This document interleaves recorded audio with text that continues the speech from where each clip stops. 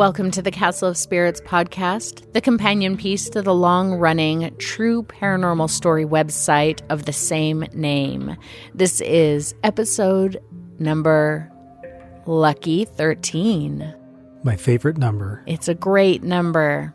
You're not afraid? No, actually, I think there was a time in my life when I was superstitious about that. Mm-hmm. But lately, if I have to pick a random number, I generally pick 13. Yeah, it's a good number. Things have worked out so far. Yeah, I like it. Oh, by the way, I am the ghost keeper, Jane. Oh, hi, Jane. Oh, I'm the ghost keeper, Vince. That's right. Nice to make your acquaintance. You're also apparently currently playing the black cat keeper. The cat tamer. Yeah. Because we got a black cat here who will not shut up, and he wants to become an internet star. He's being very loud today. Yeah, so we have to keep him appeased. We're all out of catnip. Yeah, sorry about that. Somebody send reinforcements. So, Vince. Jane. I thought that today we would do something a little bit different on the episode. Okay. We got a submission through the lounge, which is castleofspirits.com/lounge, where you can send us any interesting little tidbit you'd like to share with us that we might potentially read on the podcast. This is not for you to submit stories through. Please do that through the Submit Your Story tab on the website. This is for you to comment on things that we talked about on the podcast. Send us links or information that you think we would find interesting. So anyway, Yvette shared, she sent a question in through the lounge, and I thought that we would start with that. Cool. So Yvette says, hello, I've been a big fan since 1998. So she is an OG. She's more of an OG than we are. Yeah. I mean, we've been around Castle of Spirits as big fans since around 2000. About 2000, I think. Yeah. So, yeah. When I was a college student, my, how time flies. For reals, Yvette, it flies. My two favorite stories that creep me out to this day are The Voice in the Attic and The Matron of the York Hostel. I love both those stories. But especially A Voice in the Attic. The other one's pretty good too. Yeah. But there are so many others that have scared me over the years. Anyway, I think I'm going crazy, but I need to know if I read this here or not. A couple of years ago, there was a story making the rounds on the internet and YouTube. It's called The Smiling Man. I swear I've read a story very similar to it or the exact same story here on COS. In the one I read, the storyteller says they were out walking at night and saw a man wearing a top hat dancing in a strange square pattern over and over by a streetlight. After this, I can't remember much, but then fast forward to a few years ago and the Smiling Man becomes popular, and I was thinking, I've heard this or read this before. Please, can you clarify if this story is on your website? Love from Texas. Yvette, thank you so much for sending that awesome question through the lounge. So Vince and I did some little digging in the library archives, didn't we, Vince? Yes, indeed we did.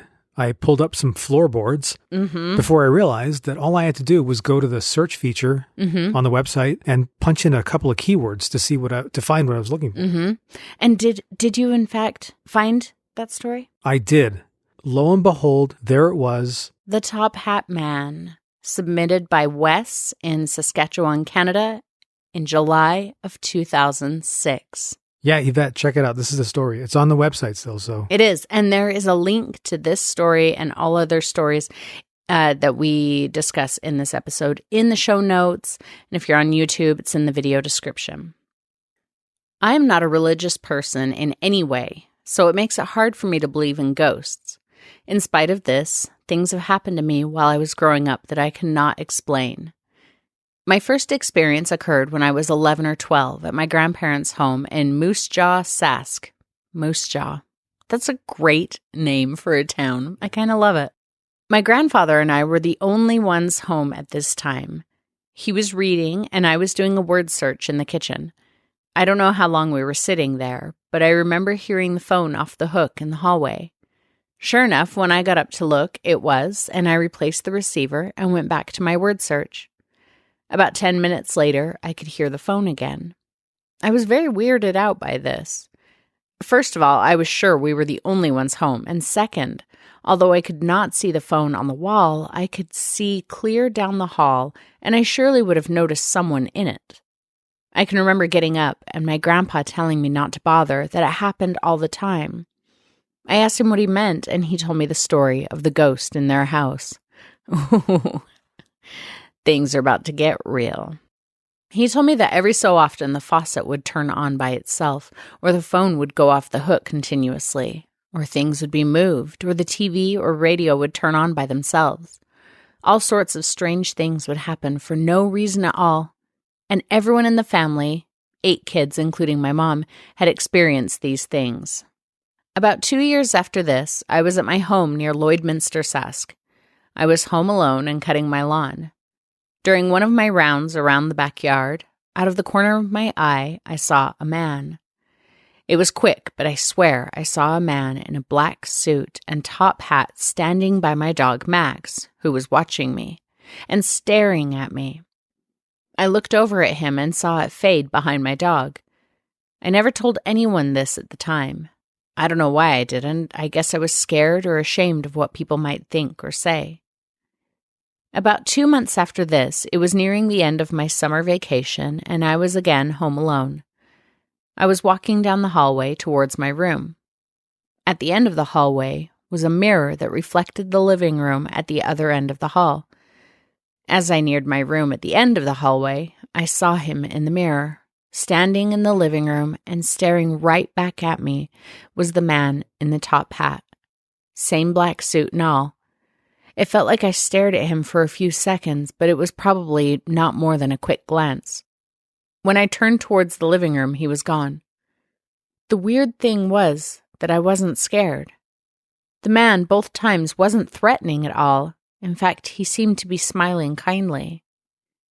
My mother was my biggest confidant in those days, and at this time I decided that I would tell her what I saw. I also told her about the first time I saw him standing behind Max. My mom started laughing when I told her about the top hat man. I thought she was laughing at me until she told me a story about her childhood. It turns out that when she was a little girl, her sister and her shared a room upstairs in my grandparents' house. She said that about once a week or so, a shadow would go by their wall. It was the shadow of the profile of a man, she said, walking by with a big comical smile and wearing a top hat. She said that my grandpa had tried to tell them that it was just the shadow of someone walking by on the street, but it couldn't have been. The street lamps were about 20 feet high and would cast a shadow down, not up, 2 stories, and end up as an undistorted shadow on the wall. My mother and I still talk about these things every once in a while. She thinks that the top hat man somehow followed her to her new home. I don't know what to think. Like I said, I'm not religious at all, and I don't really believe in ghosts, but I know what I saw, and I do believe that I saw the top hat man. These events happened between 1996 and 1999. So thank you again to Wes in Saskatchewan, Canada, for submitting that in July of 2006. Okay, so now that I've heard you read that story, it seems like it fits the bill. Minus the dancing, of course. So I'm thinking that it either might be possible that Yvette is remembering a story on this website, remembering that story that you just read. And confusing it with the creepypasta that is out there. Right, right. And I did just a little bit of research on the creepypasta, in which the person telling the story talks about seeing the silhouette of a man dancing. It was a strange dance similar to a waltz. But he finished each box with an odd square, forward stride. I guess you could say that he was dance walking and headed straight for me. This is from creepypastafandom.com, and we're going to put a link in the show notes to this because you've got to check out this terrifying illustration. Oh, let me see. A likeness of the smiling man. I'm picturing the Babadook. It's a little bit like Babadook meets the Joker. Another thing that I discovered, though, while I was at this was a separate entry on the same website with the same image, providing the aliases, the smiling man, the dancing man, the grinning man, and his full name, Indrid Cold. Oh, no way. We just hit upon one of my favorite topics. Indrid Cold as originally described by John Keel in the Mothman prophecies. But let me just tell you that if you were only familiar with Indrid Cold from Keel's Mothman prophecies, you are missing out on so much fun. So should I give a quick rundown of the Indrid Cold story that I remember off the top of my head, or should we do an Indrid Cold episode maybe next? We're going to have to do an Indrid Cold episode soon. I kind of think so. But just to, edify, I'm sure that most of the people listening to this have heard of Indrid Cold, but it's a human-like cryptid, which originates as a modern urban legend on the internet. Many have speculated that Indrid Cold might have been related to the infamous Mothman. Oh, Indrid Cold gives me chills. And it's not just because his name is Cold. Oh, that was pretty good. Maybe you can actually find a rim shot to edit in there after I make that joke. Not going to happen. And then also on the same website, I found a write-up about the Hat Man, the urban legend of the Hat Man. It's a phenomenon where witnesses say that they see a shadowy entity dressed in a top hat. And on others, he has like a fedora on, and he behaves in a ghost-like manner. Almost always seen just standing there. It can kind of come and go. It can fade in and fade out. Some people report like bumping into it, which interesting. Does Physical contact. Nothing. Right. Physical contact. But the main differentiating point where it's no longer like that of a ghost is that it's really more of a shadow man. Yeah, that's kind of what I was thinking. Sounds like a shadow person. So it's interesting that we're talking about this now because I happened to, this morning as I was scrolling through Facebook, there's a Facebook page that I follow, or it's a Facebook group that I'm in called "This is certainly a cryptid of some kind." They share like memes and, funny things and stuff. But today there was one about this phenomenon where children see what is called a run-along. One word, just all run together, Runalongs. And when I saw this post, I realized that when I was a kid, I also had a run-along.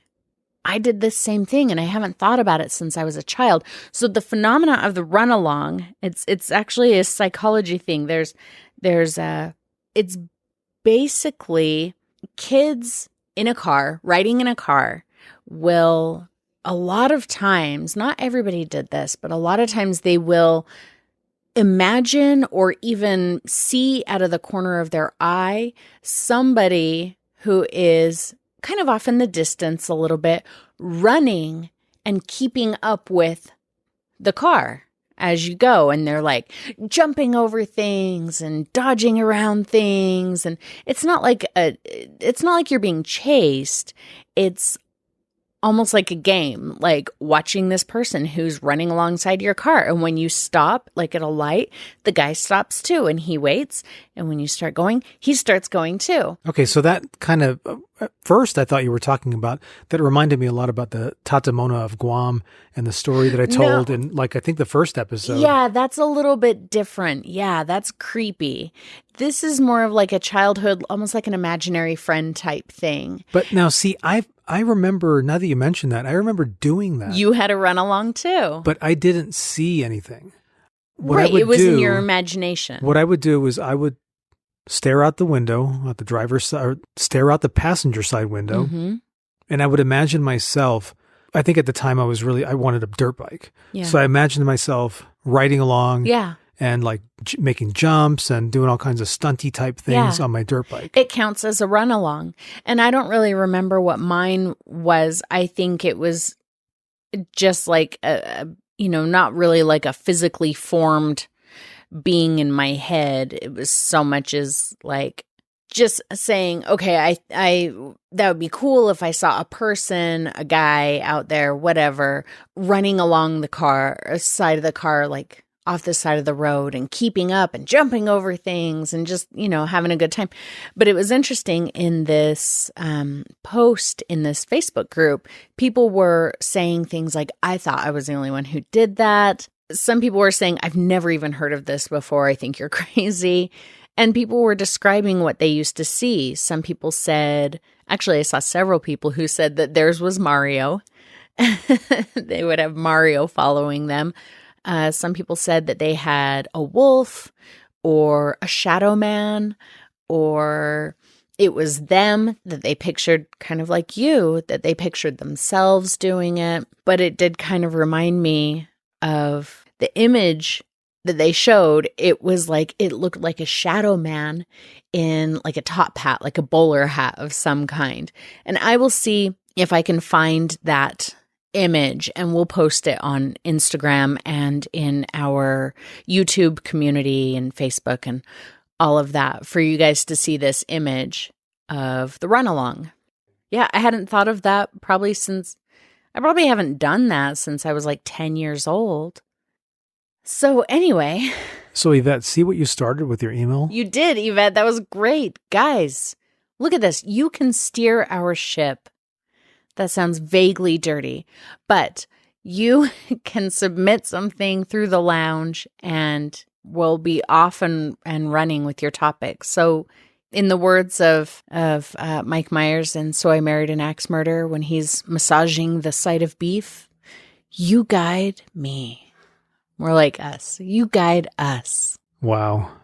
So, Vince, do you have a story that you can elbow into this conversation? It's only called The Top Hat Man. Oh, what? Oh, wait. That's the one you read. Forget it. No. It's only called Top Hat, and it was submitted in January 2000 by Anonymous in New York. So check it out. It goes like this. This is the true story that happened to one of my husband's neighbors when he was a teenager. They lived at the top of a hill in a small town in Westchester. At the bottom of the hill is a graveyard.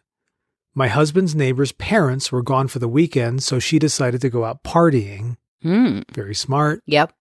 She was driving toward the bottom of the hill much later that evening when she saw a man sitting on a gravestone. Ooh. She looked at him, and he smiled, and he tipped his top hat to her. She freaked out and sped up the hill backwards towards her house. Yeah, I mean, that's what I would do.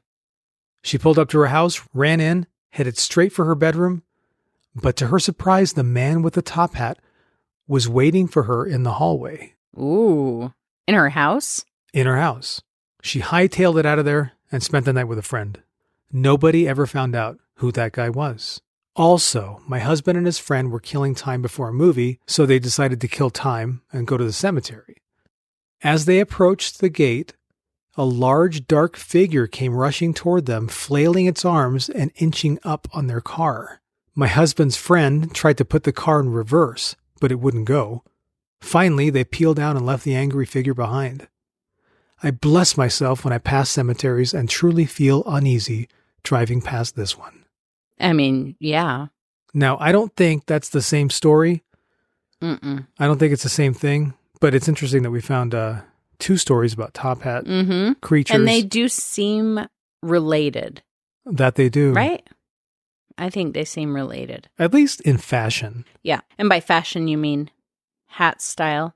The fashion stylings on their of heads. The haunting creature. Mm-hmm. So there's another case of a haunting, threatening figure wearing a top hat.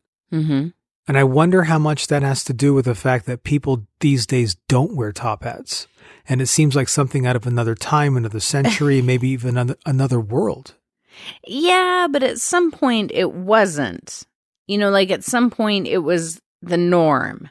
And I feel like that's something that we've seen, or that's been part of, you know, the zeitgeist, I guess, for a long time. Not just since top hats fell out of fashion, which was what, like the 20s, I guess? I don't know.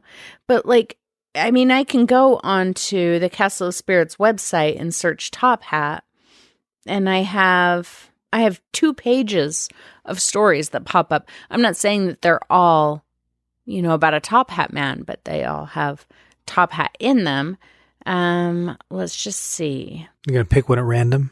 I'm going to see I just kind of picked one at random. And this story actually sounds kind of creepy. Should we read a third story or? I'm into it. All right. This one has a creepy top hat guy too. Doesn't sound the same, but it's a top hat guy. It's called Mr. Kane, submitted from USA in January of 2007. The following story is about the most bizarre thing that's ever happened to me in my life. It occurred when I was 6 years old back in 1992. You young buck. Anyway, I lived in this older-like house that still had this Victorian look and feel to it. I felt there was just something about my closet in my room. Mainly it was the attic that made me curious, but I avoided it as much as I usually could. A few times I've heard pounding and banging coming from the attic as well, waking me up in the middle of the night. I didn't inform my parents of this, so they didn't know. Well, my father wasn't going to be at home for a while because he was fixing our next-door neighbor's car for some money. He wouldn't be in the house till 11 p.m., I think he said. My mother worked graveyard, so she couldn't be there for me that night either. Since father was next door and all the doors were locked, I just told myself I'd be okay. I turned on the television and used that as my nightlight in the living room. I also turned on the oven, outside, and bathroom lights, because Mother always told me to keep lights on in the house to make it look like there's adults up if I was ever left home alone. I mean, I still do that. That's just... I want any passersby to go, there's an adult in that house if I'm home alone. So Right, but I think you're well past the stage of being kidnapped. Well, but I don't want to take any chances. I don't want somebody, I want them to think that there's somebody besides me home. Yeah. So, fair enough. Anonymous in USA, good thinking. I hope you're still doing that to this day. I was going to take a bath before I went to sleep, but when I went and turned on the light in my bedroom, I heard loud banging coming from inside my closet. The attic, I was sure of. The banging was so loud and hard that pieces of the ceiling came down. What? Popcorn ceilings. Oh, wow. No, wait a second. Is this person 6 years old? Yeah, they said it. They were 6 years old when this happened. They're 6 years old. They have the presence of mind to turn on lights. And I mean, 6 doesn't mean dumb. And giving themselves just taking a bath before bed? That sounds so adult. I wouldn't have done that at 6. But anyway, I was a bit afraid, but fear didn't overcome me that much at that point. I pretty much wanted to know more still. About 5 minutes after that happened, I walked inside the closet, looked up, and gazed at the attic door for a time.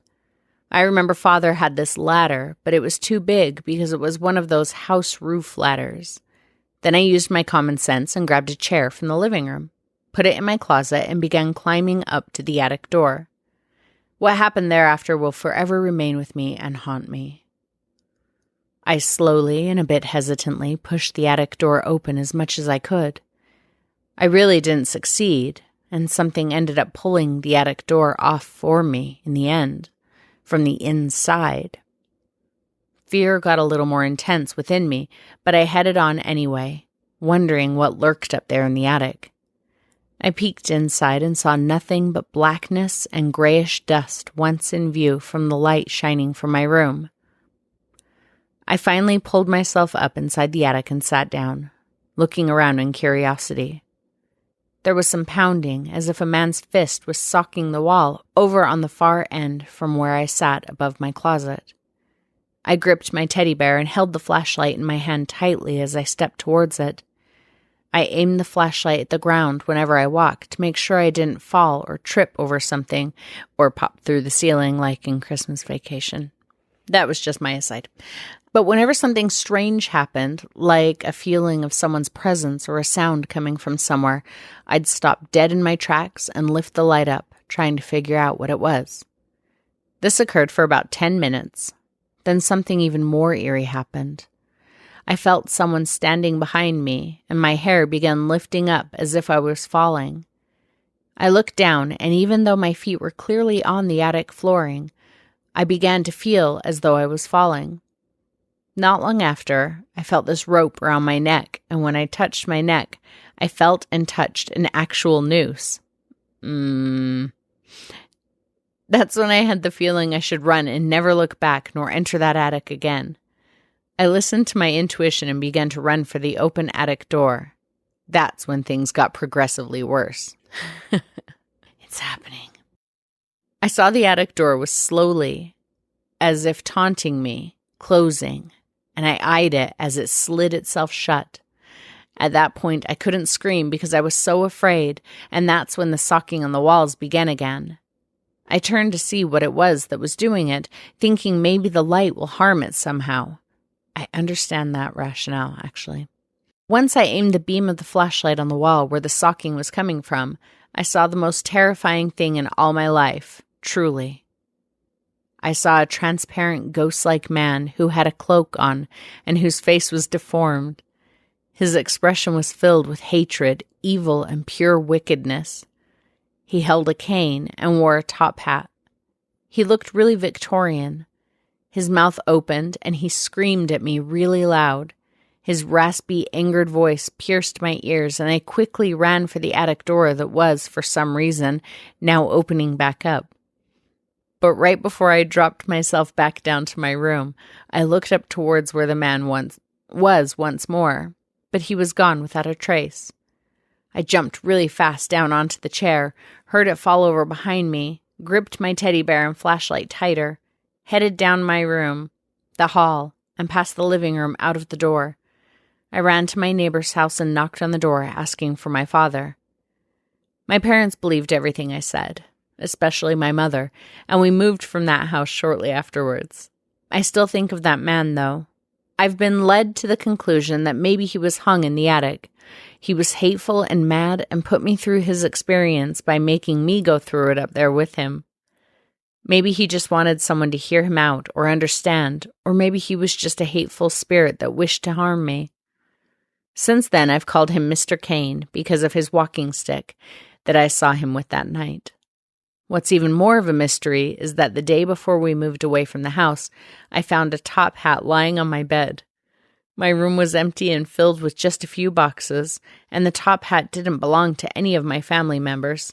What? My father took it and sold it to a pawn shop for some easy money before we left. Like $3, I bet.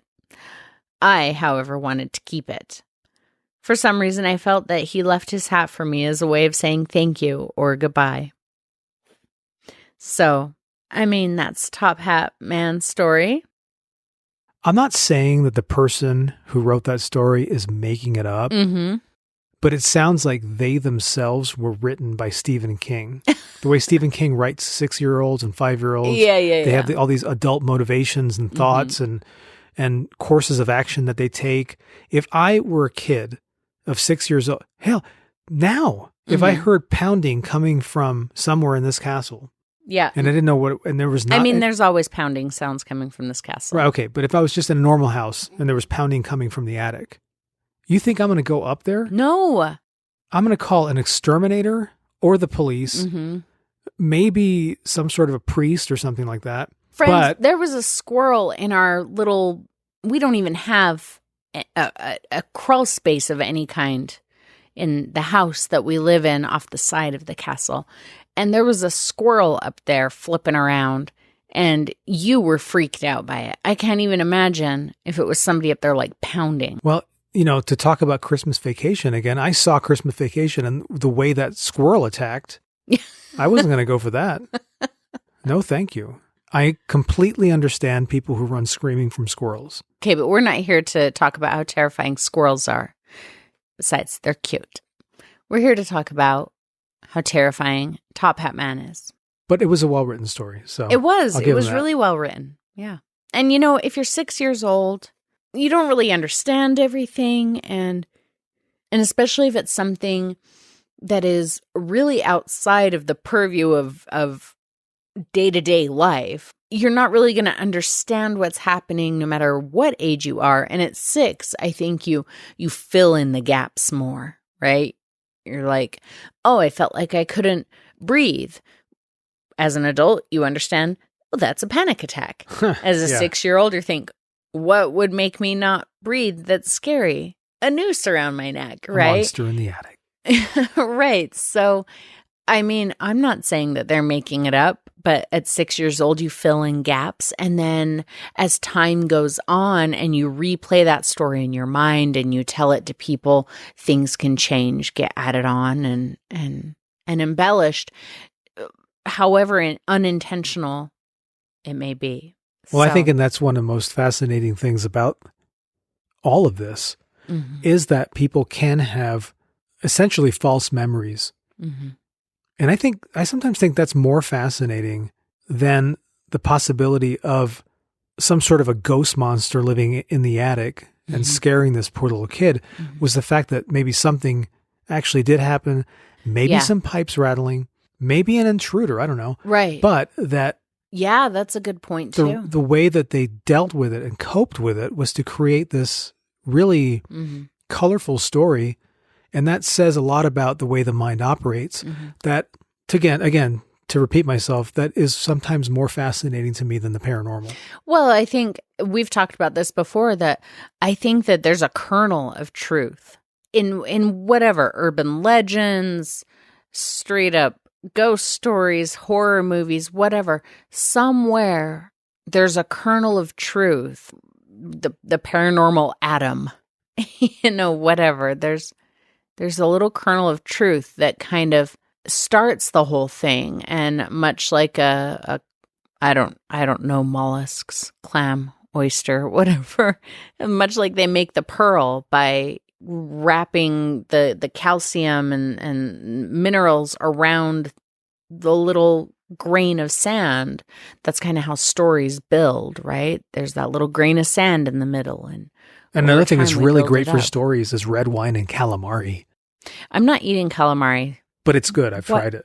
Why are you talking about calamari? Mollusks? Isn't that the same thing? No, calamari is a squid, which I believe is considered a cephalopod, like an octopus. Okay, well now I just feel bad about it now. Actually, I don't think it is a cephalopod. Now I have to look that up. Yeah, a squid is a cephalopod. Anyway. I apologize for that digression. I liked it. Leave it in. Anyway. It's out. It's going to be edited straight out. No, leave it in. I like it. It's gone. No. So, Vince. Jane. Did you know that this is our 13th episode? I heard something about that. Yeah, we did kind of talk about that, huh? You mentioned today is the 13th episode. We did mention that. Hey, lucky 13. Lucky 13. I just briefly wanted to talk about 13 real quick before we end today. I don't remember being 13 all that much. I remember 14 more. Is that what you're... No, that's not it at all. Oh. So there's actually a phobia of the number 13 called Triskaidekaphobia. Say again. Triskaidekaphobia. Ah. And it's interesting. I was doing a little bit of research, and I'll put a Wikipedia article link in the show notes about the number 13. It seems that, this feeling that the number 13 is unlucky, it's primarily an American thing. That makes sense. Not just like a Western thing. It's primarily American. A lot of other countries, they don't really care one way or the other about the number 13, or in some countries, the number 13 is actually lucky. In a lot of Asian cultures, for example, in China, the number 4 is actually unlucky because the word for the number sounds a lot like the word for death. Oh. So, and as far as I can tell, they don't care about the number 13. But I was wondering, where does that come from? And there's a lot of different stories. The one that you find the most frequently... Jason Voorhees, Friday the 13th. He went on a killing spree on Friday the 13th. Of course we're going to be afraid of the 13th. Back that wagon up. Oh? I mean, that's probably why the movie was called. Ah. Yeah. I prefer Saturday the 14th, actually. Richard Benjamin, great classic movie. Okay. So, now that that's over, the story that I find the most often citing the reason why the number 13 is unlucky is because in the Bible, at the Last Supper, it was Jesus and the 12 disciples. that's 13 people.